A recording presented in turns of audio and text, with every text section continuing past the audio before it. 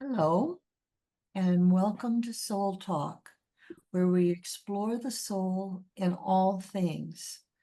I'm Hazel, and with us today are Judy and Holly and Leslie, Diane, Art, and Iris.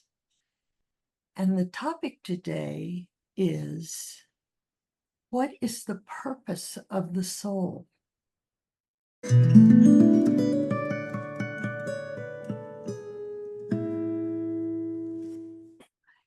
And I'd like to start the conversation by saying that question is actually two questions for me. First, there's the question of the purpose of the soul in the larger scheme of creation. And then there's the secondary question of what is the purpose of the individual soul. And you could take it one step further and say, what's my purpose? So shall we start with, why is there a soul? Does anyone have any comments there? It's a pretty big question, Hazel, isn't it, really, when you think about it? But Yes. yeah, I mean, I just sort of asked myself that question, and I just thought, we talk about the soul and we talk about it, and then I thought, well, why is it? Everything seems to be purposeful in our universe in some way, and so what could be the purpose of the soul? But I wondered if it might be because it's kind of a connection between the material world that we're so familiar with and the world of spirit. And maybe it's about connection.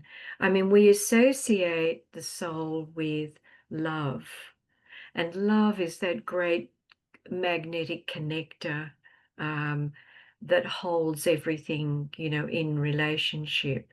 So that's about as far as I got thinking about it, to be honest. That's about as far as I got too. I Yeah. also It's found interesting that, when you think about it because when Judy expressed that it is the connection to love, that's true. I agree. For all most of my life, when I thought about it, I always, which is almost the same, connected it with self. And to understand self is to, recognize that we are connected to the energy or spirit of love. So, yeah, I always thought of it as my personal, when you think of my soul, when you individualize it, my connection to spirit, the recognition that there is a connection to a higher power. Yeah, that's what I yeah, thought about. I like that. One of the things I find very interesting is that soul is connected to consciousness. Many esoteric books equate them. And as we're learning more and more about physics, there can be no creation without consciousness. And so when we talk about soul being the magnet, the form builder, the consciousness that does all that. But Yeah. So yeah, what I get from what everyone is saying is that the soul is a vehicle of higher expression for spirit. With that mhm, saying, I think that's true. Yes.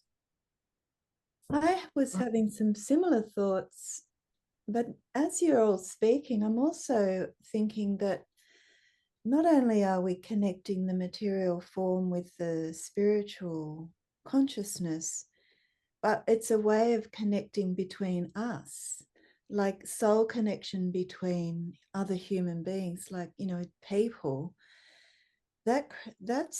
provides an opportunity for a very deep connection, because it's based on there's no sense of separation when you identify with the soul and then you touch another soul. There's such a flow of energy between people, and so there's that idea of that opportunity for connection as well. That's beautiful. I like that. I That was also thinking, would connect them animal souls Yeah, and totally. the plant souls and all souls. So Mm. that's when Hazel was talking about the two aspects, the personal individual soul and the greater soul. Then that connects us with everything that is when we open our hearts to it. So yeah. It's- Leslie, you just brought to mind, I think my idea of soul has evolved over time. Before I just thought about it as me being the personality and the soul is some spiritual connection that we all have. And now I think of it as that's me. The soul is me, not the personality. It's almost like, I like to think about it now. It's like if you do a drawing and you color it in and all that, the lines are the personality. That's just, but it's really the substance behind it, the consciousness, like you said, that is that soul, that livingness. That's the livingness. And I also don't think about it as my own individual soul, because I think about it as one soul, and it helps me identify with other people and see us as one. Mm. So I'm still working on that, but that's where I am now. I love that you said that, because today I read the qualities, vibrations, colors, and characteristics in all the kingdom of nature are soul qualities. Hmm. So that just fits right in. Here. I totally relate to what everyone is saying. When you couple all of this with love, which we spoke about, with love and with the heart, you have the absolute best things that humanity can have. That love in all its different guises, and the soul as a reservoir of energy that we can individually contribute to and pull from. And then there is the kingdom of souls, which is the larger, as you spoke of, Hazel, the larger format where we are, as Leslie said, where we can all relate to each other, and we're the more you the more I look into it. I like Iris is I'm always learning, but the more you look into it, the more depth you get, better definition you get, the more comfortable I become with all the concepts, and it just makes for such a much richer life in the material world, because it is about spirit. Really, it's beyond the material. Yes, yes. One of the things I find very interesting is the word consciousness, Mm. which comes from the Latin words that mean to know together. And when we think about the soul as the consciousness principle, it's just what everybody's saying. You know, when you get to that soul level, there's a oneness, because we know things together. And we grow together. We grow together. Yes. We Yes. evolve Absolutely. together. It's And like that's all it's about like that learning. Iris said. She said you grow in consciousness. So my understanding of soul when I was 20, 30 or 40 has changed and it has expanded. And that's what it happens with all of us through experience. We grow and we gain a deeper or higher understanding of what soul is, the kingdom of souls, like Art was saying, and the consciousness that we acquire as we go through these experiences. It's a beautiful thing. And I Yes. think, as we learn more and as we grow in that way, we become more the soul in the world in a personality rather than a personality that's wondering about the soul. There's a kind of progression there, isn't there? Maybe, and maybe, our soul is really the reality that's underpinning the outer appearance of things, where things appear to be separate. But and the other thing, Art, you spoke so of love, and when you do, you think of the heart, because that's where love radiates through the heart. And it's when the heart opens, I think we can begin to start understanding the soul. I think the soul shines through our heart, don't you? Through that, and the more open and awake our heart is and our heart response, the more our soul is more present in the world. So I kept thinking about this unity and diversity thing where the reality is a oneness, and spirit is one. But the soul is that point where we come to realize that and to become that, maybe. I know I'm still thinking on that. Yeah. Well, I think that goes back to consciousness. When humanity is first evolving, there's this tribal consciousness where everybody's thinking in terms of the tribe, but it's also all about survival, really, because you've got to have food, you've got to, survival in the weathers, this sort of thing. And as our consciousness grows, it's not that soul grows so much, but that the human brain can take more of it in, or the human heart can speak to the brain better. We are souls having a human experience that Judy alluded to. Good.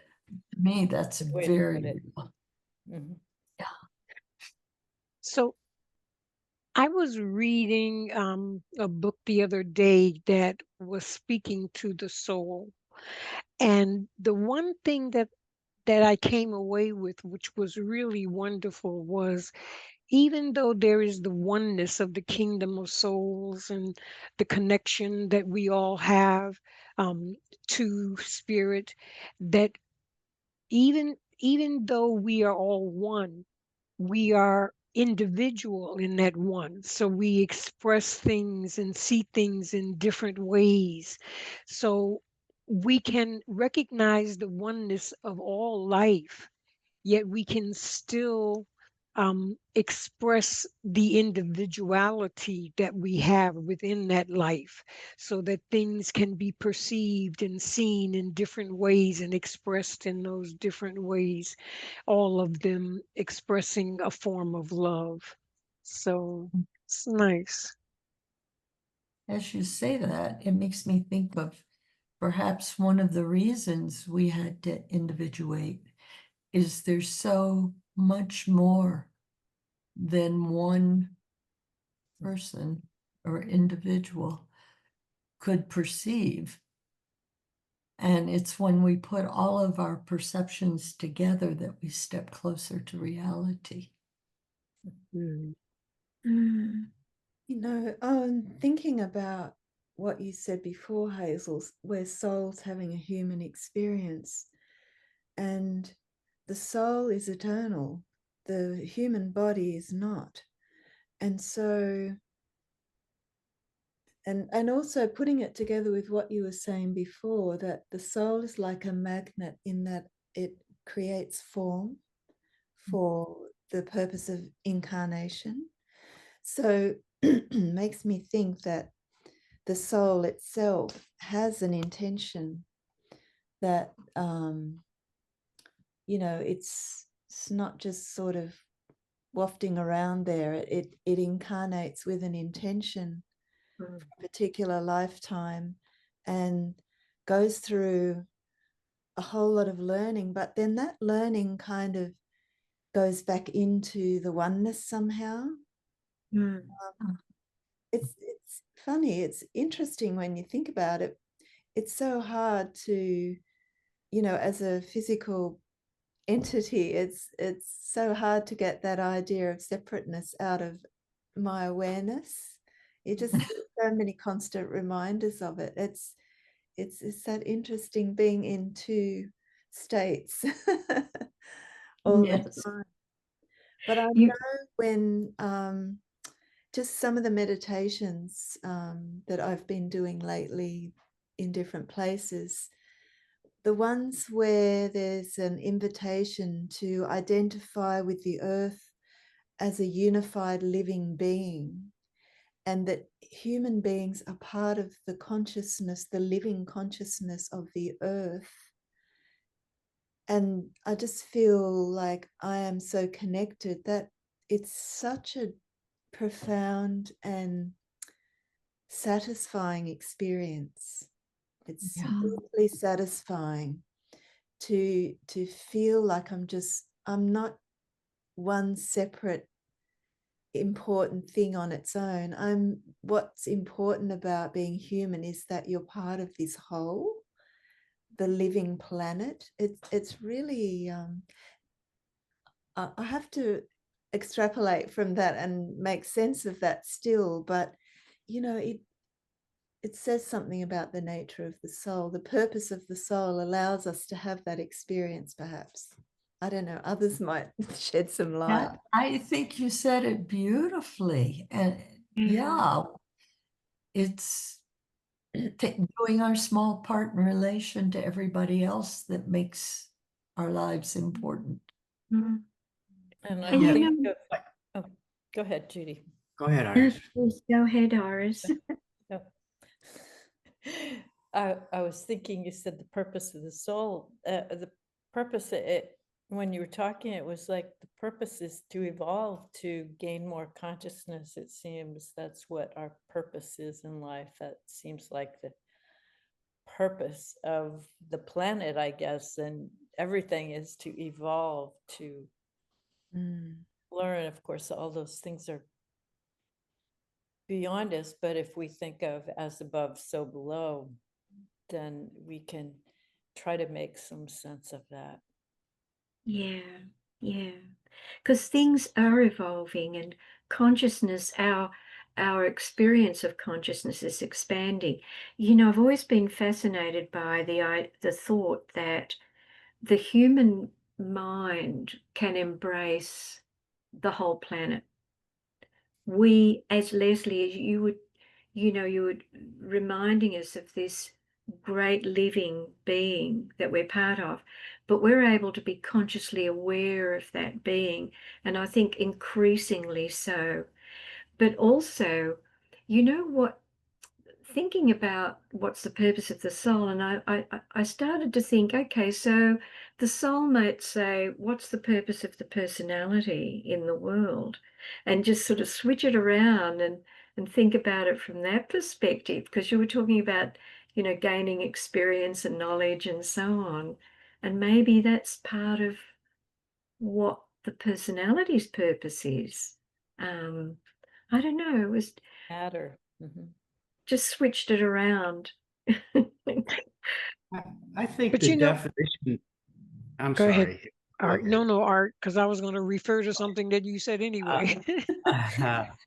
I was just going to say that for me, the word consciousness is about, and we always say raise the consciousness or the growth of the consciousness, is about learning, is about growth, is about redefining things, better defining things. And so in the material world, in a particular life, we are raising our consciousness, growing by the groups we're with, by what we do. All of these things are a learning kind of things. And then one,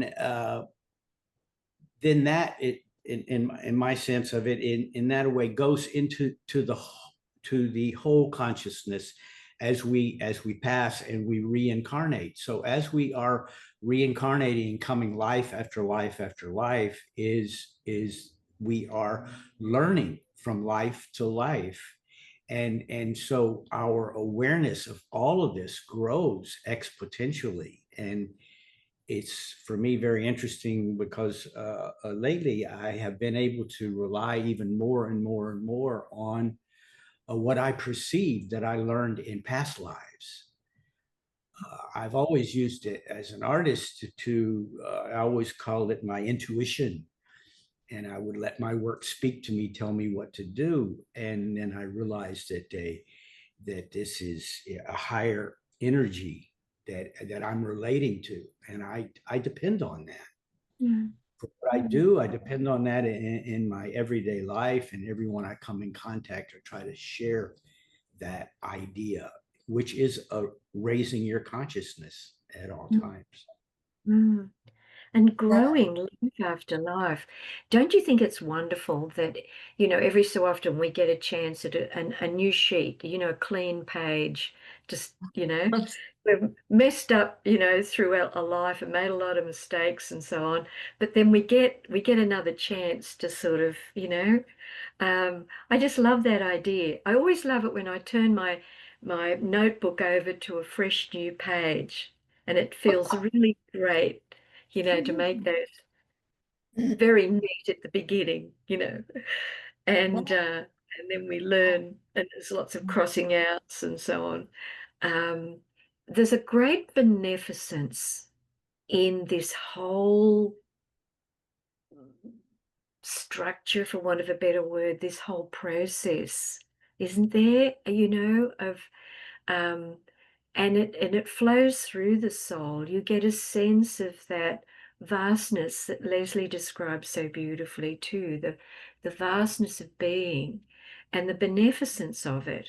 When we're caught up in our little painful moments, it's hard to remember that there's something larger working out. But yeah. Leslie you also and mentioned something about meditation, and it is a process of closing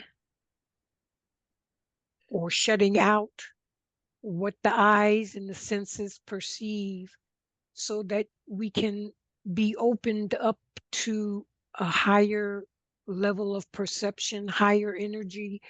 But it seems like we have to let go of how we perceive things, or how we allow things to influence because of a particular experience at a particular time, because everything, if we allow it, grows and expands and exposes us to more understanding through those experiences. We grow, we open our hearts more, our minds are open to ideas which we've never perceived before. And that's always done through meditation, where we let go of what we think we know and open up to the new. I like that. I like that You too. are, you're reminding me of, there are two movies. One is called Jacob's Ladder. Mm.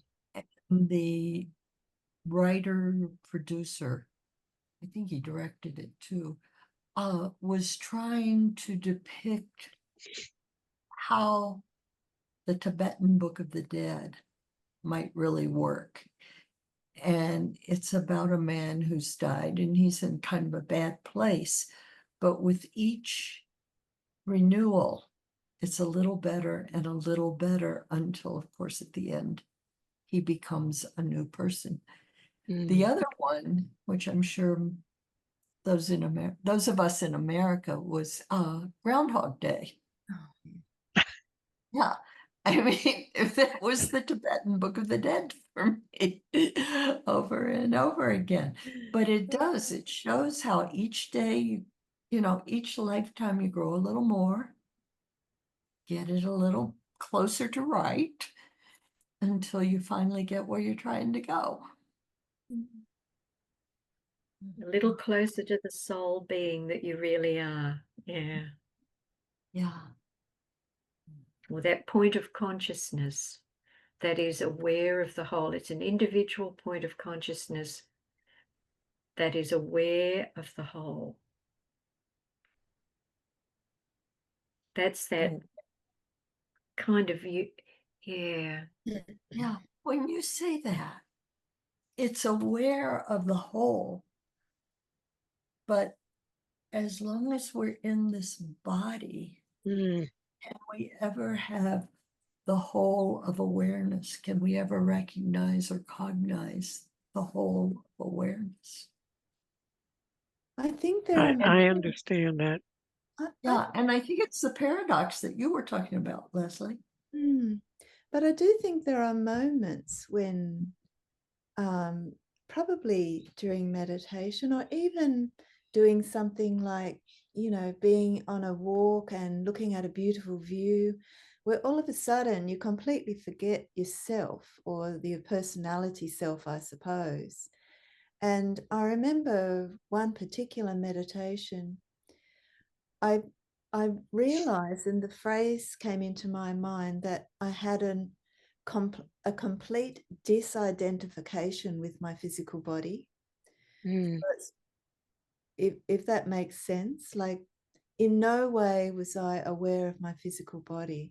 And it sometimes happens in the morning when I'm half awake, I'm not asleep and I'm not awake, where my body is not physical. It's kind of this, it's like a bit of energy, and it has no weight or no qualities of being physical, but it's not completely diffuse, if you know what I mean.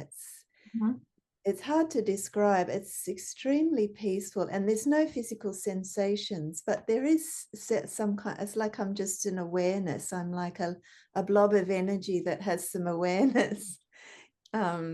It's hard to describe, but it's happening more and more actually over the last 18 months or so in the mornings, and it's very peaceful, and it's a lovely state. And you experience a warmth. There's a kind of warmth. Yeah, slightly buzzing, and Yeah. yeah, It's alive, but yeah. it doesn't have dense substance. There's no physical touch. There's or no physical, yeah. It's such. like you're floating in it somehow. Yeah. Maybe When I that's was like, go ahead. so I was just remembering my son did some flotation tank things, and he was talking about how it felt, and it reminded me of what he was describing, being in a flotation tank. Because I've never done that, so. When I Well, being was released from the physical sensations releases your consciousness, doesn't it? Because you're not, part of our consciousness is connected with directing the physical and just operating in the physical. But when you're disconnected from that and you're in this free, expansive space, yeah. Hazel. Sounds like a lovely space, Leslie. Sounds like a wonderful thing to wake up to and develop to develop more, Yeah, it's that's the trick. How do you, because I've been where she's talking about, but I can't make it happen. It has to happen to me. you have to let go a lot. Yeah. Maybe I think sorry. I was just going to say, I find a beautiful space in meditation. When you're in deep meditation, I go to a beautiful space. Yeah. quite often don't want to leave that space when it's not always like that, but Mm. it can be, and especially can be when you're in a group meditation, because I think you're feeding off of the energy and joining the energy of the group, and yeah, it just makes it so much richer. Mm. But I would love to have that morning thing you have. I have to work on it. We're all going to be I working want on it that. all day. Yeah. Yeah, well, I'd just like to start my day with it. That'd be good. Well, maybe it's enough, like you're talking, Hazel, about hope, wanting to be able to invoke that and experience that, you know, at will. But maybe it's enough to know that that's there, that it hasn't gone away, that it's still there, and that we have lots of different perspectives of beingness. We be in different states of consciousness all simultaneously, and where we put our attention at any moment in time is where we can be. I don't know, maybe that's the theory. I like it. I've been It's very- having some experiences lately because of the sun. The energy from the sun is so intense these days, and it has a direct relation to my nervous system. So, because it can become so intense, the practice of meditation where I need to let go is what allows me to get to that place that you're talking about, Leslie. And I have to be conscious of not being caught up in the intensity of the energy that's going through my body. And the only way I can do that is through meditation. I just breathing and meditating and just letting go. And it brings about this sensation of, um, like, Judy was speaking about, it's an energetic flow. It doesn't have form. It doesn't have, you can't touch anything. It just is. And I become, and anyone I'm sure who does it, and especially when you wake up, you have no association. You have not attached to anything physical. So you're just in a state of being. That's that's the way I would describe it, just being, not associating with anything other than just being. And it's awareness too, isn't it? It's being, but the beingness is aware, just Yes. aware, not aware of something, just Mm. aware. Yes. Mm. Open. Yes. Open. Yeah, open. That's a good word for me, open. Openness. Yeah. You've just about taken us there. It's really lovely. Yeah, aren't we? Right. Yeah. Yeah. Holly, have you experienced something like that? You know, that sort of, energetic being an energetic being? Yeah, Yeah, I have. I have. yeah. And when you're doing some of your beautiful artwork and so on, your designs, that you sort of go, you're not aware of the body sometimes in that, are you? I find that when I'm caught up in inspiration, I just completely forget. I think in those moments, we're in tune with what's flowing through from the soul, in those moments of inspiration. I know for me, it's writing very often. I'm somewhere else and the ideas flowing and they just automatically scribble on paper in a way, semi-automatic, Yeah. Is it like that, Holly, when you're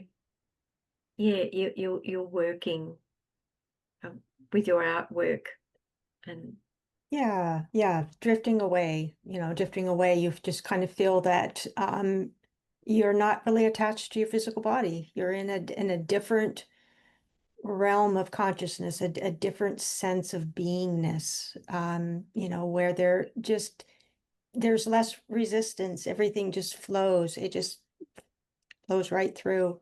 So Mm. yeah, I experienced that. Yeah. I often think of you trying to do something, thinking, I wish I could tune in like Holly does. I think what we're describing is what they call soul consciousness. That Yeah. when we're in that state, we are acting as being as soul. Yeah. Because, yeah, And we're drawing from the soul. We're drawing from that group soul. We're drawing from yes, from yes. the yeah, from all the souls that are together. It's a reservoir of play, and it's the magic of finding, being able uh to be in that kind of space that Holly's speaking about, where it just flows, and it becomes very well, not addictive, but it's a great place to be, and you Mm. really enjoy doing that, being there. I'm I used to looking associate up. that with just artists, but we're all artists because in our own way, we're creating something that's unique, that's a part of spirit, that's a part of the whole. And it's so amazing to watch how it manifests in each of us. You know, each of us, when we are able to let go and just allow whatever our uniqueness to flow, is so beautiful to observe. I love it. I sometimes keep myself outside of it. My daughter will say, "Mommy, just go with the flow." And I'm saying, but no, I in order. I put things in order, but that's also creativity. So putting things in order. So we each have our own unique piece of that soul that expresses and manifests in so many beautiful ways. Like Mm. facets of a diamond. We shine in so many different ways. It's wonderful. Yeah, I think We that's are important. running out of time. And so, would you go ahead and finish up for us, Iris? You were going to say? Well, the one thing I think that's important that to remember, because we're aware of our soul, lest anyone think they don't have one. You know, everyone, maybe it's called something else, but we all have this divine spark, this light within us that connects us to the whole. And we've just found that connection and found our way back to experiencing or beginning to experience the whole. So otherwise, I've spent many years just focused on the personality and the physical being and eating and, things like that. But when you discover that, I think through the heart, through the love, through the heart, you discover that light within. And no matter who you are, you have a soul. Yeah. Thank you, Divine spark. Iris. That Beautifully is said, Iris. a perfect closure for us. And for those of you watching, please subscribe and leave any comments. We'd love to hear from you. And if you have questions, we'll try to get back to you. Thank you. Thank you. Thank you, Hazel. Thank you.